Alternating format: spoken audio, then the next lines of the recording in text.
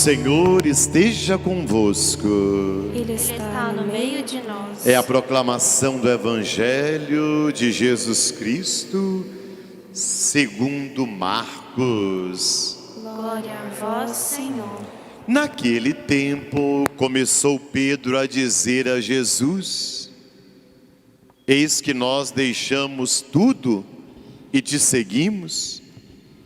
Respondeu Jesus: em verdade eu vos digo, quem tiver deixado casa, irmãos, irmãs, mãe, pai, filhos, campos, por causa de mim e do Evangelho, receberá 100 vezes mais agora, durante esta vida, casa, irmãos, irmãs, mães, filhos e campos, com perseguições, e no mundo futuro, a vida eterna.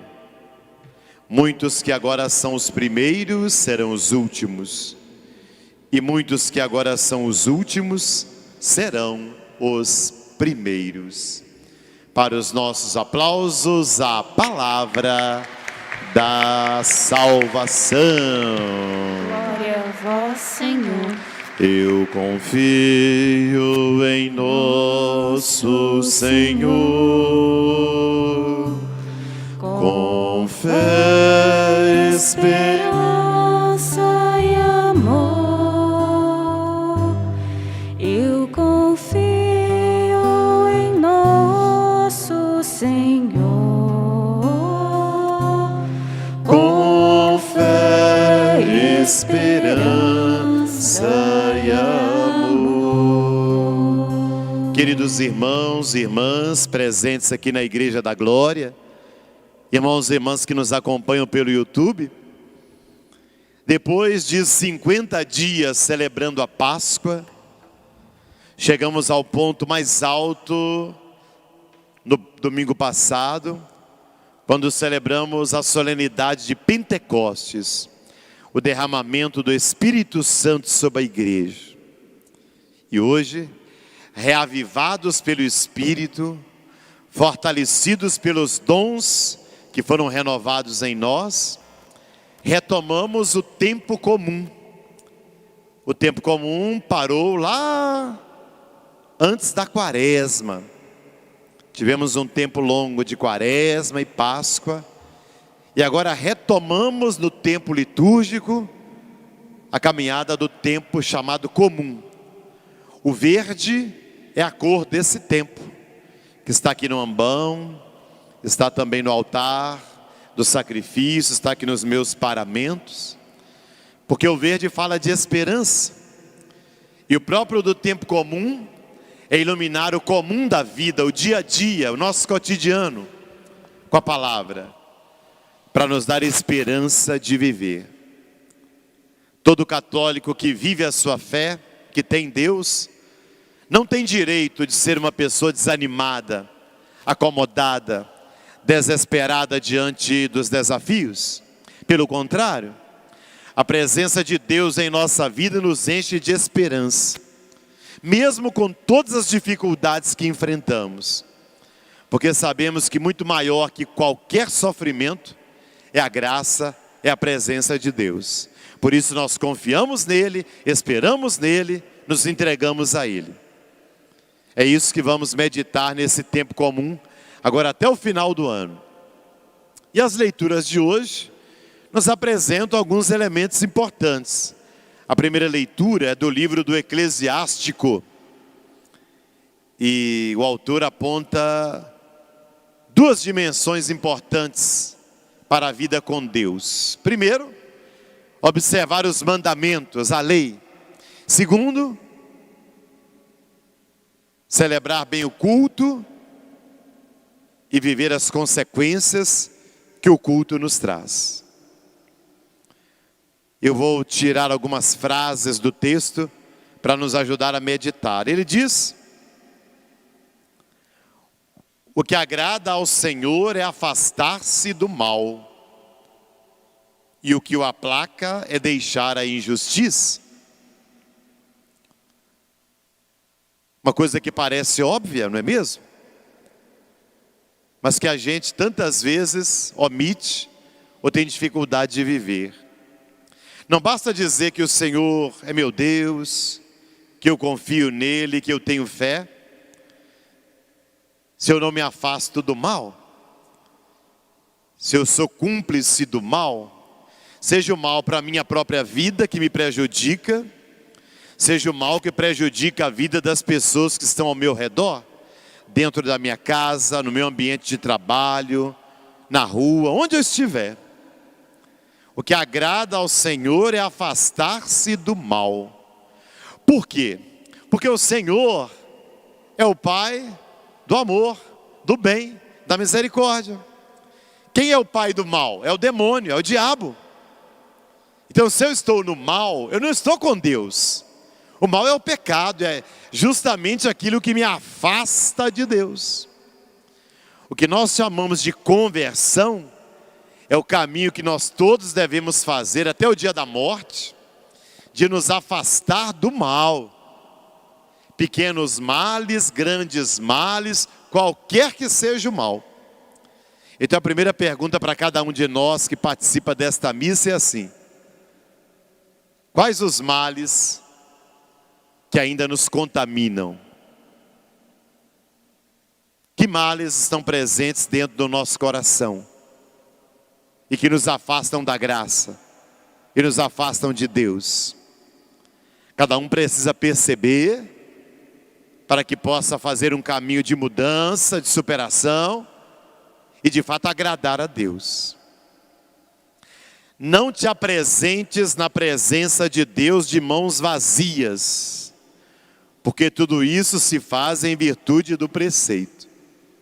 O que significa mãos vazias? Sem nada para oferecer, sem nada para dar, sem nada para entregar. Eu posso até chegar perto de Deus com as mãos sujas, mas vazias jamais. Porque a mão vazia é sinal de quem não trabalhou, não se empenhou, não se esforçou, não estendeu a mão para ninguém.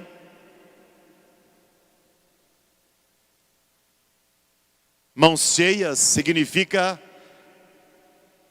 mãos que trabalharam, que se solidarizaram, que fizeram caridade, que se sacrificaram, que amaram. Por isso estão cheias de frutos. Frutos dessa doação, frutos desse amor. Mas se as minhas mãos estão limpas, vazias, significa que eu passei a vida no egoísmo, pensando apenas em mim mesmo. Se as minhas mãos diante do Senhor estão sempre vazias, eu não ofereço nem a mim mesmo para Ele. E lembrem-se do que Jesus diz: quem quiser salvar a sua vida vai perder, mas quem perder a sua vida vai salvar. Ou seja, quem quiser economizar a vida, vai perder. Porque ao economizar vida, vai viver no egoísmo, no individualismo, no fechamento, para si mesmo. Não vai fazer nada, não vai viver. Agora, quando eu me perco, perder no sentido de me entregar, de ajudar, de colaborar, de não viver em função de mim, eu encho de frutos minhas mãos para oferecer para Deus. A cada noite, quando a gente vai deitar, em nossas orações da noite, a gente deveria sempre pensar: quais frutos eu ofereço para Deus deste dia? Desde o momento que eu acordei até agora, que frutos eu posso oferecer para Deus? O que eu fiz para Ele, para os irmãos e irmãs nesse dia? O sacrifício do justo enriquece o altar. A oblação do justo é aceitável. Justo é a pessoa que vive de acordo com o projeto de Deus. Justo é a pessoa que serve e observa o mandamento, a palavra de Deus. Por isso a oferta dele é agradável, porque ele está no caminho de Deus, porque ele faz a vontade de Deus. Honra ao Senhor com coração generoso. A melhor maneira de honrar a Deus não é com palavras, é com um coração que se dá, que se entrega a Deus e às pessoas. Faze todas as tuas oferendas com semblante sereno. Ou seja, não ajuda com cara de sacrifício, de um trabalho muito pesado. Ajuda com alegria. Trabalha com alegria. E com alegria consagra o teu dízimo. Olha, esse é um dos textos que fala sobre o dízimo, quer dizer, a 10ª parte. Que desde o Antigo Testamento todo judeu entregava para a comunidade. Que hoje também, você católico, você católica, é chamado a oferecer para a sua comunidade, para a sua igreja. Entendendo que a igreja tem gastos, a energia elétrica, a água, os funcionários, a limpeza, os materiais, construções, investimentos. O dízimo é a forma de manter a comunidade, de sustentar a igreja. Por isso todo católico consciente é dizimista, porque ele se sente responsável pela sua comunidade. Dá a Deus segundo a doação que Ele te fez, com generosidade, conforme tuas posses. Ou seja, não tenha mesquinharia, não seja uma pessoa mesquinha. Dá com alegria. Não tentes corrompê-lo com presentes. Ele não os aceita. Deus conhece o nosso coração. Ele não quer uma oferta interesseira. O que é oferta interesseira? Eu dou para receber. Eu dou essa oferta, mas eu peço isso, aquilo, aquilo outro. E quero receber porque eu dei a minha oferta. Ou seja, a minha oferta já vem chancelada por um pedido. Não é gratuita. Não é generosa. Ela é interesseira. Não tentes corromper a Deus com presentes. É o que a palavra nos diz. Veja, são ensinamentos importantes do texto do livro do Eclesiásticos. No Evangelho, ontem foi proclamada, a leitura imediatamente anterior, é aquela história do jovem rico, que queria a vida eterna, e perguntou para Jesus o que ele precisava fazer, e Jesus então disse os mandamentos, e ele respondeu que já fazia isso, queria mais. Jesus então olha para ele com amor e diz: só uma coisa te falta, vai, vende tudo que tens, dá aos pobres, e terás um tesouro no céu, depois vem, segue-me. Ou seja, desapega das suas coisas, reparte com os pobres. Nessa hora ele abaixou a cabeça e foi embora triste, porque ele era muito rico, porque tinha muitas coisas. E Jesus diz: como é difícil para o rico entrar no reino dos céus. E os discípulos se admiravam. E quando Jesus ainda disse: é mais fácil um camelo passar pelo buraco de uma agulha do que um rico entrar no céu. Rico para Jesus, rico para o Evangelho, não é a pessoa que tem bens, é a pessoa apegada aos seus bens, que faz dos bens o seu Deus, que faz dos bens o seu Senhor. Ter bens não é pecado. Agora, o que eu faço com os bens que eu tenho? Só para mim? Egoisticamente? Ou eu sei repartir com aqueles que nada têm? Então Jesus termina dizendo: para os homens isso é impossível salvar-se. Para Deus não, para Deus tudo é possível. No Evangelho de hoje, Pedro então pergunta: e nós que deixamos tudo e te seguimos? Família, barcos, trabalho. E nós, Jesus? O jovem rico não quis deixar nada. Nós deixamos. O que nós vamos ganhar com isso? E a resposta de Jesus é muito forte. Ele diz: quem tiver deixado casa, irmãos, irmãs, mãe, pai, filhos, ou seja, laços afetivos, pessoas. Mas ele fala também de campos, bens materiais, por causa de mim e do Evangelho. O que é que significa deixar? Isso serve para mim como padre, mas isso serve para você como leigo e leiga também. Deixar significa não fazer das pessoas e dos bens os senhores da sua vida, mas colocar Deus como o Senhor da sua vida. Não endeusar ninguém, não endeusar nenhuma coisa nesse mundo, nenhum bem material. E saber colocar Deus em primeiro lugar. Por exemplo, para estarmos nesta missa agora, deixamos nossa família, nossas coisas, nossos compromissos, para dar lugar a Deus em primeiro lugar. Mas quanta gente não é capaz de deixar nada para Deus?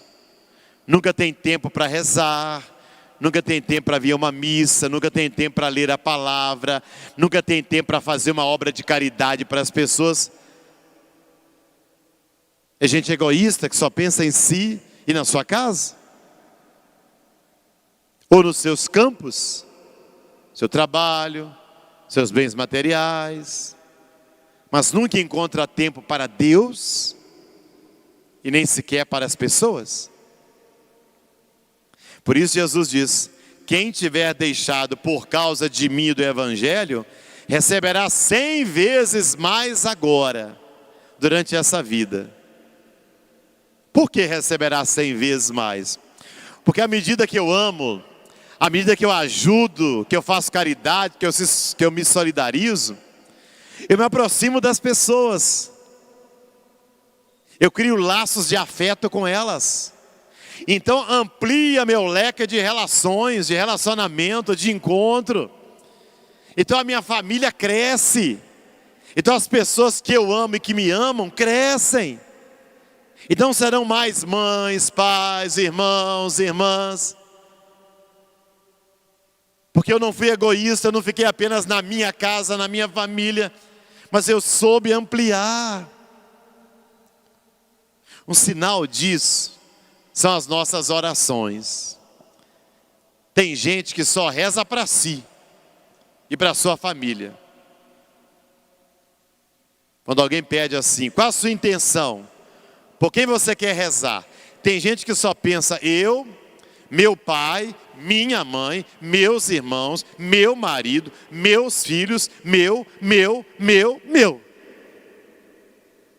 E tem gente que pensa assim: na minha vizinha, no meu colega de trabalho, meu chefe. Ou seja, eu não rezo só pelo meu, não. Eu rezo também pelos outros. Eu também me preocupo com a dor dos outros, o sofrimento dos outros, os doentes, os moradores de rua. Mesmo quem eu não conheço, são meus irmãos, são minhas irmãs. Eu rezo por eles. Ou seja, a minha oração não é egoísta, não é voltada para mim, mas ela é ampla, ela traz tanta gente, mesmo que eu não conheça. Está tendo uma guerra em algum país, eu rezo por aqueles que estão lá. São meus parentes? Não, são meus irmãos em Cristo. É isso que Jesus está falando. Receberá 100 vezes mais, com perseguições. Olha, Jesus faz questão de dizer que não vai ser fácil não. Que perseguições são essas? Ora, haverá incompreensões, críticas, ridicularizações, inveja. Sim. O fato de eu fazer o bem para as pessoas não significa que todos vão aceitar, concordar e que tudo será mil maravilhas. Não. Tem gente que não vai compreender. Tem gente que não vai aceitar. Tem gente que vai brigar. Tem gente que vai falar mal. Com perseguições. Isso serve para testar a minha convicção. Será que na primeira crítica eu já desanimo?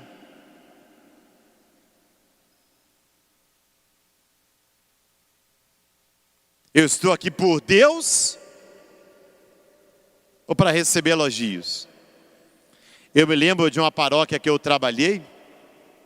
Uma pessoa veio reclamar comigo porque um pobre bateu lá na porta dela e pediu um prato de comida ou esmola. E ela então pegou lá uma vasilha de plástica, colocou lá alguma comida, entregou para a pessoa. Ela pegou e foi embora. Aí essa pessoa que deu um dia encontrando comigo disse: Padre Nelson, esse pessoal não dá para a gente ajudar mesmo não. São todos ingratos. Nem o muito obrigado me deu, padre. Olha só, não ajudo mais não. Está vendo? A minha pergunta foi: você fez para Deus lhe dar o muito obrigado ou para o pobre lhe dar muito obrigado? Você é movido a aplausos, a elogios, a agradecimentos? Se não tiver, você não ajuda mais? Ou é pela sua consciência de que você tem que ajudar alguém? Se não agradecerem, jogarem confete, serpentina em você, não presta? Aí você desanima? Essa é a questão. A minha caridade não pode ser pelo agradecimento do outro. A minha caridade tem que ser para Deus. Deus que está vendo. Ou aquele que faz uma caridade, vai para a praça pública falar para todo mundo que deu uma cesta básica, que foi visitar no hospital, que deu um dinheiro para não sei quem. Ou seja, não tem validade nenhuma, é tudo vaidade. Não tem simplicidade. Por isso, com perseguições. E só quem resistir a essas perseguições será capaz de continuar e prosseguir. E no mundo futuro, a vida eterna, a vida com Deus. E muitos que agora são primeiros serão últimos. E muitos que agora são últimos serão os primeiros. Isso. Porque aquele que quer ser primeiro, ele é levado pela vaidade, pela soberba, pelo gosto de aparecer, de ser importante, de ser melhor que as pessoas. Esses serão os últimos. Porque no caminho de Jesus, primeiro é aquele que ama, que serve mais, que ajuda mais, que estende a mão, desinteressadamente, gratuitamente, generosamente, sem querer receber nada em troca. E nós aprendemos essa lição? E você que participa desta Eucaristia, tem feito a caridade para os outros de forma gratuita, desinteressada? Ou querendo receber algo em troca das pessoas e de Deus? E você? Tem vivido só para si ou para os outros? Tem recebido mais irmãos, mães, pais, irmãs, campos? Como você reage diante das perseguições, das críticas? Desanimando ou enfrentando e seguindo adiante? São perguntas para cada um de nós nessa Eucaristia. Que Maria, a mãe do perpétuo socorro, aquela que subiu as montanhas e foi visitar a sua prima Isabel e ficou com ela 3 meses, nos ajude. E nos faça entender que a caridade maior é nos doar a Deus e aos irmãos. Louvado seja nosso Senhor Jesus Cristo. Para sempre seja louvado.